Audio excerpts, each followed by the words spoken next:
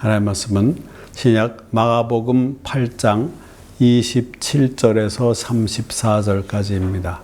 마가복음 8장 27절부터 봉독합니다. 예수와 제자들이 빌립보 가이사랴 여러 마을로 나아가실새 길에서 제자들에게 물어 이르시되 사람들이 나를 누구라고 하느냐. 제자들이 여짜와 이르되 세례 요한이라 하고 더러는 엘리야 더러는 선지자 중에 하나라 하나이다. 또 물으시되 너희는 나를 누구라 하느냐. 베드로가 대답하여 이르되 주는 그리스도 시인이다 하며 이에 자기의 일을 아무에게도 말하지 말라 경고하시고 인자가 많은 고난을 받고 장로들과 대제사장들과 서기관들에게 버림받아 죽임을 당하고 사흘 만에 살아나야 할 것을 비로소 그들에게 가르치시되 드러내놓고 이 말씀을 하시니 베드로가 예수를 붙들고 항변하매 예수께서 돌이키사 제자들을 보시며 베드로를 꾸짖어 이르시되 사탄아 내 뒤로 물러가라. 네가 하나님의 일을 생각하지 아니하고 도리어 사람의 일을 생각하는도다 하시고 무리와 제자들을 불러 이르시되 누구든지 나를 따라오려거든 자기를 부인하고 자기 십자가를 지고 나를 따를 것이니라. 아멘. 우리의 신앙의 대상은 하나님, 예수님, 성령님이십니다. 삼위가 일체되시는 분이라고 함축해서 고백하기도 하지요. 사도신경은 바른 성경관, 바른 교회관, 바른 신앙관 정립에 유익합니다. 너무나 소중하기에 공예배 시간에는 거의 빠짐없이 고백하지요. 하지만 너무나 자주 고백하기에 형식적이고 기계적으로 흐르는 경향도 있음을 인식하고 극복해 가야 합니다. 지난주에는 창조주 하나님을 나의 아버지로 고백했습니다. 나는 전능하신 아버지 하나님, 천지의 창조주를 믿습니다. 성도들 개개인의 아버지로 고백하라는 것입니다. 우리는 아버지의 자녀라는 의식을 항상 가져야 합니다.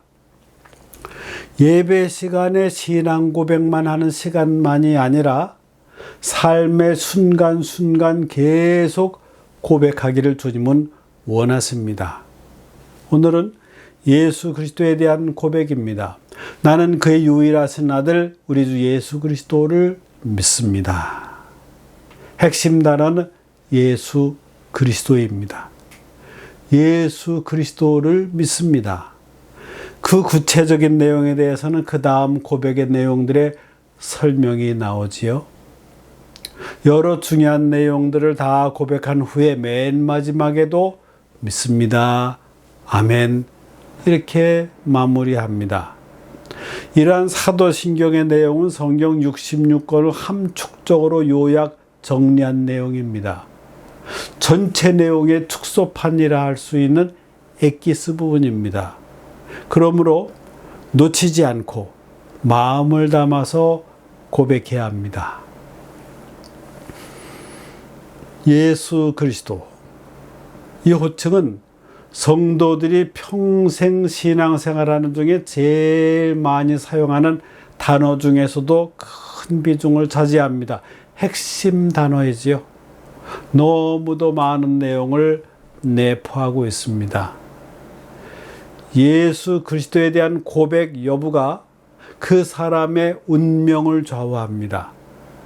한마디 고백으로 지옥에서 천국으로 올려지기도 합니다. 아무리 법 없이 착하게 사는 사람이라도 예수 그리스도에 대해 진정한 고백이 없으면 자기 공로로 천국 갈 수 없습니다.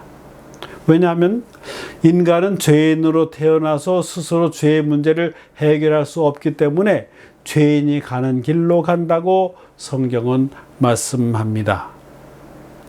예수님 곁에 십자가에 달렸던 두 강도 중에 한편 강도의 고백을 아시지요? 그 한마디로 운명이 달라졌습니다. 누가복음 23장 42절 예수여 당신의 나라에 임하실 때 나를 기억하소서. 예수께서 뭐라고 답해 주셨습니까?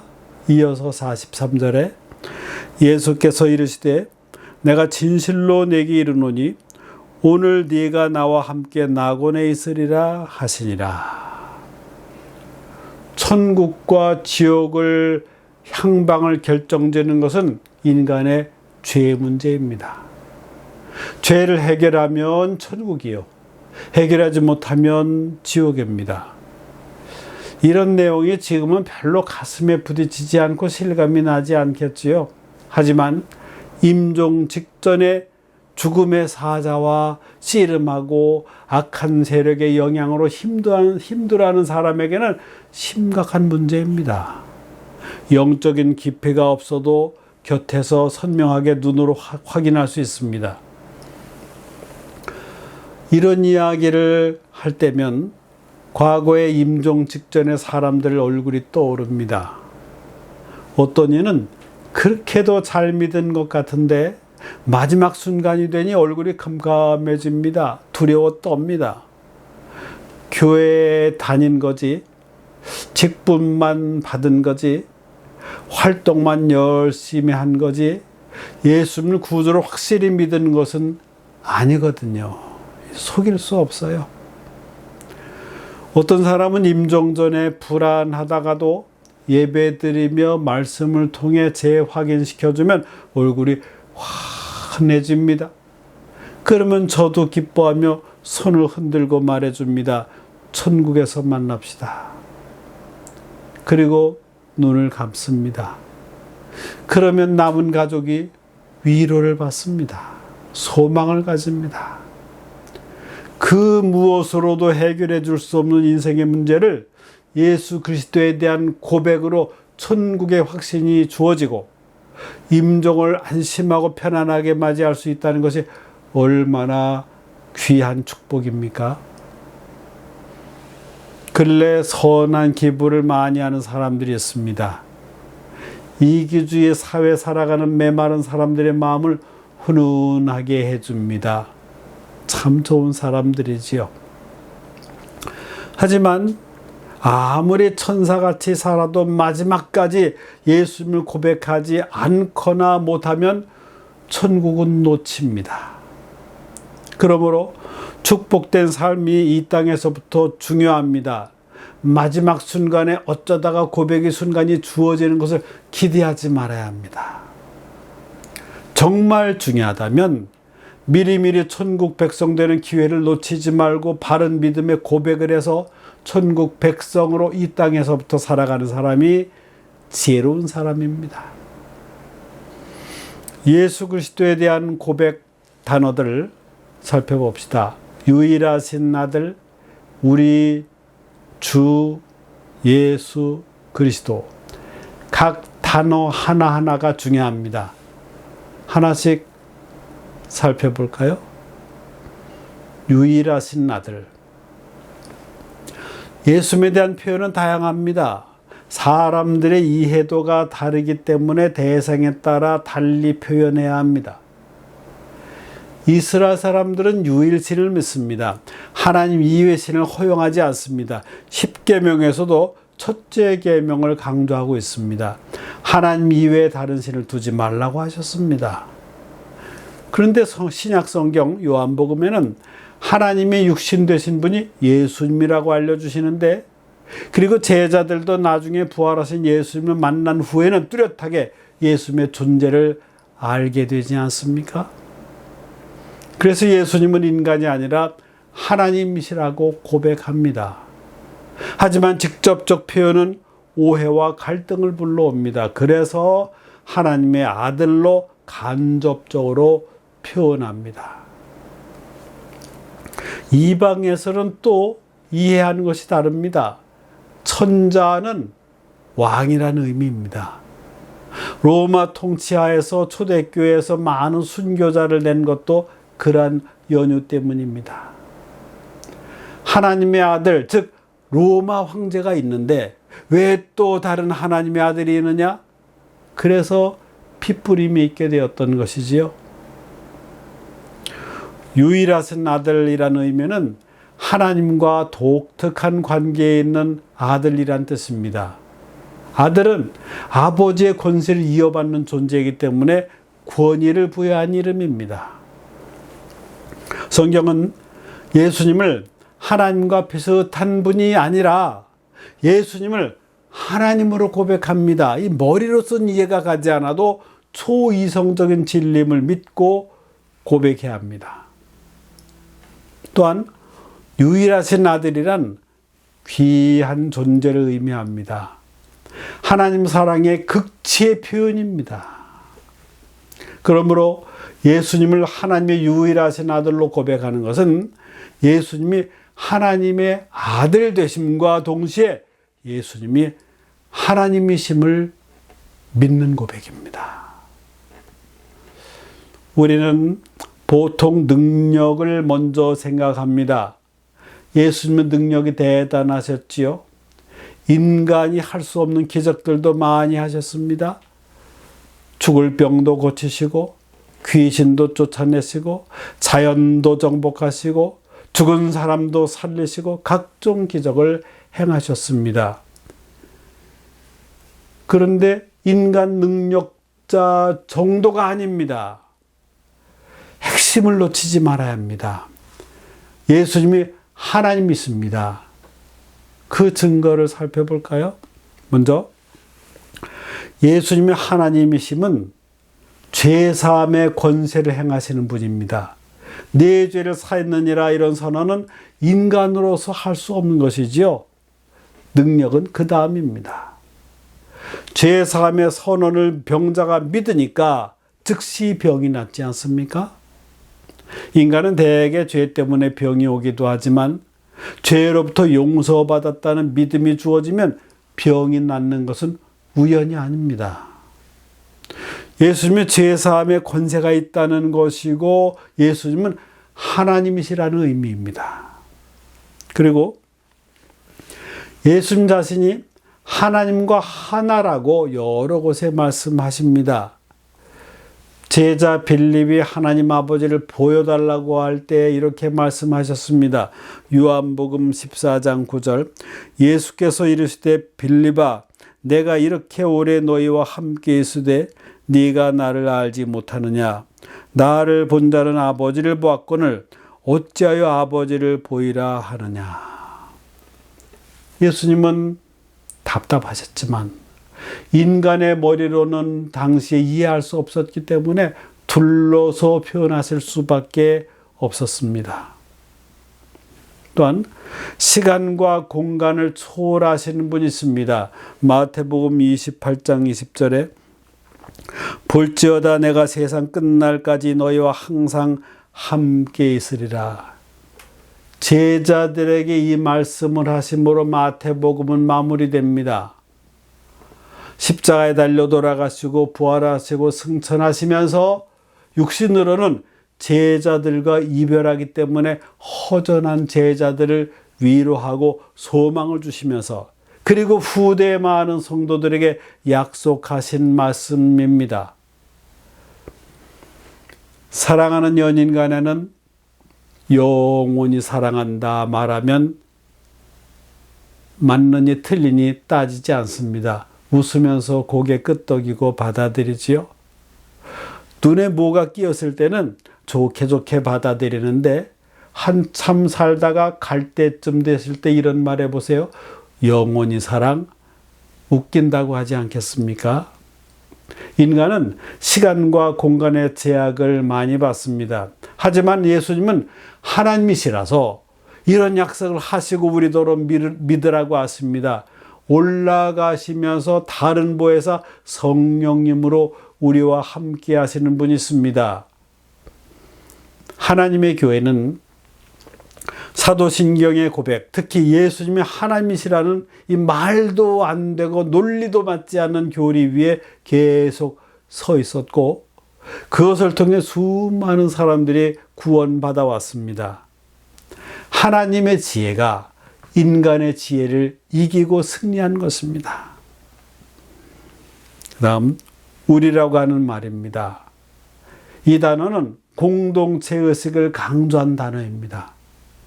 우리가 같은 신앙을 고백하면 한 공동체의 일원이 되며 한 하나님의 식구가 됩니다. 신앙은 개인적 고백이 중요합니다. 천국은 대신 갈 수 없지요. 전에 우스갯소리로 이렇게 말들을 한 적이 있습니다. 교회 나오시고 예수 믿고 천국에 가야죠 하면 자기는 아내 치맛자락 붙들고 천국에 올라가겠다는 겁니다. 그런데 고백은 대신할 수 없습니다. 대신 구원받을 수 없습니다. 하나님 앞에서 개개인의 고백이 중요합니다. 더 나아가 고백을 하고 같은 체험을 하는 공동체의 결속이 중요합니다. 마가의 다락방에 모여 기도한 이들 모두가 성령의 체험을 했다고 하는데 1대1로 체험하게 하셨습니다. 사도행전 2장 3절 4절입니다. 마치 불의 혀처럼 갈라지는 것들이 그들에게 보여 각 사람 위에 하나씩 임하여 있더니 그들이 다 성령의 충만함을 받고 성령의 말하게 하심을 따라 다른 언어들로 말하기를 시작하니라. 그래서 성령께서 각 사람마다 성령의 말하게 하심, 방언의 체험을 하게 하셨습니다. 같은 류의 체험을 하게 하셨습니다. 그 이후에 공동 체험을 한 사람들이 결속해서 교회가 탄생하게 됩니다. 현대 교회와 교인들은 이기주의 시대의 영향을 받아서인지 공동체의 결속이 약한 듯합니다.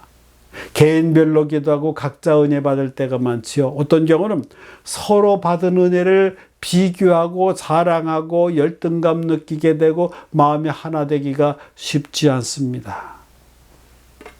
합심 기도도 중요합니다. 같이 마음으로 기도하여 은혜 받으면 공동체가 동일 체험을 나누며 건강한 공동체가 됩니다. 그리고 주라는 단어입니다. 이 단어는 일반적으로 노예가 주인을 부를 때 사용합니다. 또 백성이 왕을 향해 쓰던 말입니다. 성경적 의미에서 주라는 말의 의미들이 있습니다. 절대적 충성을 고백하는 의미가 있습니다. 예수님이 우리의 소유주가 되신다 하는 의미입니다. 구주가 되심을 의미합니다. 그리고 승리를 의미합니다. 예수님 믿어 그 능력이 우리와 함께함으로 죄와 사망을 이깁니다. 또 신성을 의미합니다. 전체적으로 예수 그리스도를 주로 부르는 것은 그가 하나님 되심을 고백한 것입니다. 그리고 예수 히브리어입니다. 여호와는 구원이라는 의미입니다. 이름 자체가 모든 생애를 함축합니다. 어원상 예수와 여호수아, 호세아 모두 같은 이름입니다. 예수님이 승천하신 후에 꿈 같은 시간들이 지나간 것들이 기억이 나고 이런 얘기 저런 얘기 이런 주장 저런 주장들이 생깁니다. 지상에 계셨을 때 이리저리 주장들을 하는데 그 중에 하나가 노스틱주의입니다. 그노시스라고 하는데 그들은 물질 세계를 결함이 있는 거나 또는 악한 것으로 보고 구원을 위해서는 신비적인 지식을 강조합니다. 노스틱주의자들이 주장하는 내용이 이렇습니다. 예수님 살아계실 때 볼 수 있는 몸으로 오셨던 것이지 실제로 몸에 있었던 것은 아니라고 주장합니다. 이들은 예수님을 너무 신성스럽고 신비스럽게만 본 나머지 신성만 강조하게 되었습니다. 그런데 예수님이 참몸으로 오셨기 때문에 고난의 의미가 있습니다. 배고파하셨고 시장하시고 슬퍼하셨고 인간이 이해할 수 있는 그런 공유점을 가지셨습니다. 죄인들과 공유하고 공감할 수 있는 몸으로 오신 것입니다. 단 죄가 없으셔야 했기 때문에 성령으로 마리아 몸에 잉태하신 것입니다. 몸을 가지신 예수님은 십자가의 아픔으로 고통 속에서 힘들어 하셨고, 할 수만 있으면 이 잔을 옮겨달라고 기도하실 때 땀이 땅에 떨어지는 핏방울 같이 되었다고 성경은 기록합니다. 우리가 고백하는 예수님은 구체적인 인성을 가지신 온전한 사람입니다. 사람이시면서 하나님이십니다. 그리고 그리스도, 헬라어죠. 구분해 말하자면 예수는 인물 이름입니다. 그리스도는 뒤에 붙는 직명입니다. 히브리어로 메시아라고 하죠. 기름 부음 받은 자. 성경에 기름 부음 받는 이들이 세 종류의 부류의 사람들인데, 왕, 선지자, 제사장입니다. 특별한 사명을 위해서 구별해서 기름을 부어 세웠습니다. 유대인들은 예수라는 인물과 그리스도를 믿었습니다. 그런데 그들이 못 믿은 것은 예수가 그리스도라는 것이죠. 이거 못 믿는 겁니다. 그 가족도 다 아는데, 인간적인 면만 보는데. 그런데 우리는 예수 그리스도라고 갈등 없이 고백합니다. 그들은 예수 그리스도라고 함께 사용하는 것을 이해하지도 못하고 믿지도 못했습니다. 우리는 행복한 시대에 살고 있습니다. 성경은 메시아가 오심과 동시에 메시아의 나라가 임한다고 가르치고 있습니다. 예수님은 그 메시아요. 또 예수 그리스도의 오심으로 말미암아 이 땅에 메시아의 나라가 임했다고 믿는 것입니다. 성도들이 예수님 구주로 고백하며 신앙을 시작하면 평생 싸워야 하는 대상이 있죠. 마귀와 싸우고 세상과 싸우고 자기 자신과 싸웁니다. 우리의 것으로는 이길 수가 없기 때문에 주님의 것을 의지해야 승리할 수 있습니다. 예수님이 금식기도 후에 마귀에게 시험을 받을 때, 그때 예수님은 말씀을 앞세우셨습니다. 하나님의 말씀을 앞세우셨습니다. 그러자 마귀가 조용히 물러나지 않습니까? 금식 후라서 영이 맑아서 능력이 많으셨지만, 능력이 아니라 하나님의 말씀을 앞세우셨다는 것은 귀한 부분입니다. 우리는 예수 그리스도의 이름을 의지합니다. 예수 그리스도가 승리하신 그 능력을 의지해야 합니다. 주기도문을 외우듯 형식적으로 외우지 말아야 합니다. 사도신경을 문장 단어 하나하나 믿음으로 고백해야 합니다. 사도신경은 믿음으로 고백되는 기도입니다. 기도합니다. 우리에게 예수님을 알게 하시고 믿게 하시고 구주로 고백하여 구원받은 하나님의 자녀가 되게 하시니 감사합니다. 사도신경의 함축된 의미를 잘 깨닫게 하시고 믿음으로 고백하여 삶 속의 영적인 축복을 누리며 살아가게 하옵소서. 예수 그리스도를 고백함으로 구원받고 능력 있는 주님의 제자들이 되게 하여 주옵소서. 예수 그리스도의 이름으로 기도하옵나이다. 아멘. 만복의 근원 되신 하나님, 모든 것을 다스리시는 주님의 능력과 사랑을 인하여 감사드립니다. 그동안의 삶도 눈동자와 같이 지켜주시고 세밀하게 인도해 주셔서 그 은혜로 살아왔습니다. 감사하는 마음을 물질에 담아 드리오니 정성을 받으시옵소서. 성도들이 구별된 존재이듯이 구별된 사랑으로 보호해 주시고 삶의 영역 속에 샬롬으로 인도하옵소서. 치유의 주님, 저들은 항상 치유의 은혜가 필요합니다. 고장나고 삐뚤어지고 약해지고 힘들어하는 부분이 갈수록 많아지는 약한 존재입니다. 의학이 많이 발달되었지만 주님보다 더 의지하지 않게 하옵소서. 기도보다 앞서지 않게 하옵소서. 주님과의 관계에서 영이 먼저 힘을 얻게 하시고 사람들과의 관계에서 용서하여 기도에 막힘이 없게 하옵소서. 성령께서 우리 몸의 모든 부분들을 살펴주시고 성령의 치료의 광선으로 비추어 주옵소서. 그리하여 치유의 은혜를 베풀어 주옵소서.